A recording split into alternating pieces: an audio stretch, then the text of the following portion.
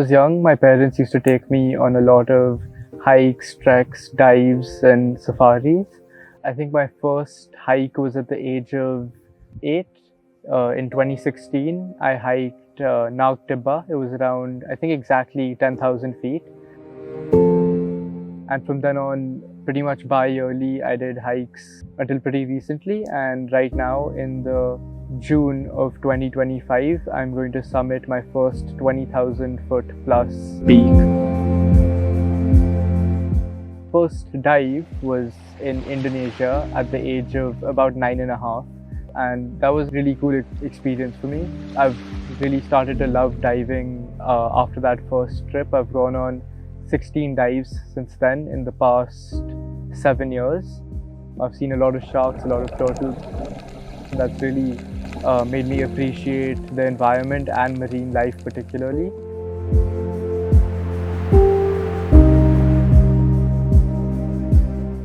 The first time I ever came to Rajaji National Park was when I was 3 years old in 2011, and I've come every single year since, and that's why I love this national park in particular.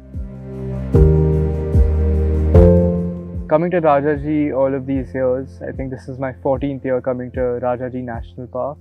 I really saw that the tree cover in the forest was decreasing. The sightings of leopards were getting a lot more rare, and National Park wasn't taken as seriously as it should be. There was a lot of deforestation, a lot of encroaching into the forest, and that's one of the main reasons why I started this project.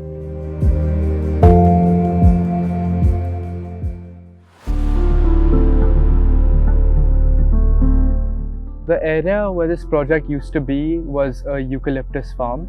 The problem with eucalyptus is that it only allows for a monoculture, which means that no other species, no insects, no birds, no rabbits, no leopards, nothing comes into the land. It's only eucalyptus which survives in that area. A problem with eucalyptus is that it depletes the groundwater resources. It takes a lot of water to grow, and so clearly a eucalyptus farm bordering a national park on two sides is not a good idea, because that depletion of water affects the forest as well. So what we did is, first we removed the eucalyptus, and so the second problem we faced was that the land was flat. No one's ever been to a flat forest. Main reasons why having that terrain is necessary. So smaller animals such as rabbits, snakes, frogs, etc., they hide in the terrain. They find areas to seek shelter and burrow. The second reason is that when it rains, if the land is contoured, then the rain sort of gets trapped in the land and it's forced to soak down and revitalize those groundwater. So what we did was brought back the contours onto this land.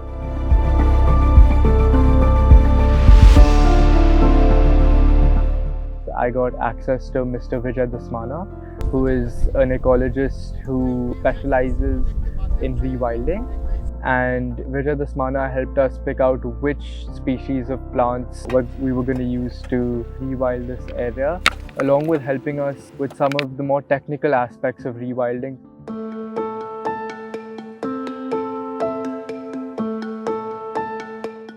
I'm Vijay Dasmana. I have a firm called The Rewilders. Past 17 years we have been trying to rewild, restore ecologically damaged landscapes. I had not worked in a private land for rewilding. All projects have been on public spaces, and to look at a private space and to create rewild, something in Rajaji was very special for me. I instantly told us I'm very, very excited about this. It is abutting Rajaji National Park, and therefore gives us an opportunity to recreate a small slice of Rajaji in this small patch of land, which was earlier an agricultural landscape. We first made a palette of plants. We looked at the slice of Rajaji. What are the species that are growing? What is the structure of the forest? Like, what are the tall species? How far apart they are? What are the understory? What are the shrubs, undershrubs, and the herbaceous plants? So we made a list. Based on that list, we went with to nurseries in Uttarakhand.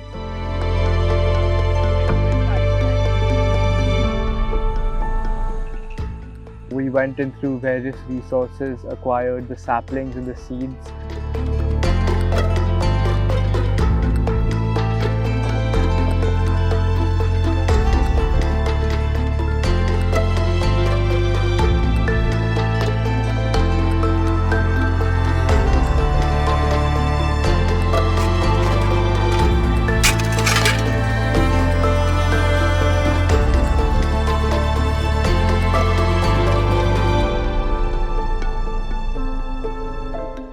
Over 2 monsoons, the third monsoon is coming up right now.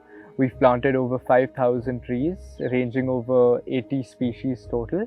A large amount of these species, I think it's 36 species, are endangered, and all of the species are native to this forest because we sort of want the forest to take over eventually and reconsume this and make it part of the whole forest.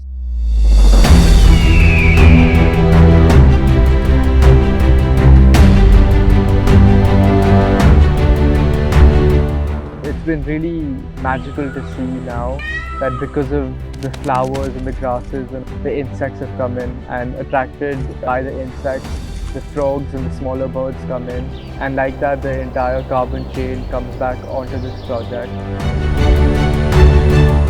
We have seen cheetal, we've seen sambar, we've seen leopards and elephants all come back onto this land, and that's really showed how this land is slowly being reclaimed back into the forest. We have these camera traps. It's to understand the behavior of these animals, and so we can predict and prevent these conflicts from taking place in the future.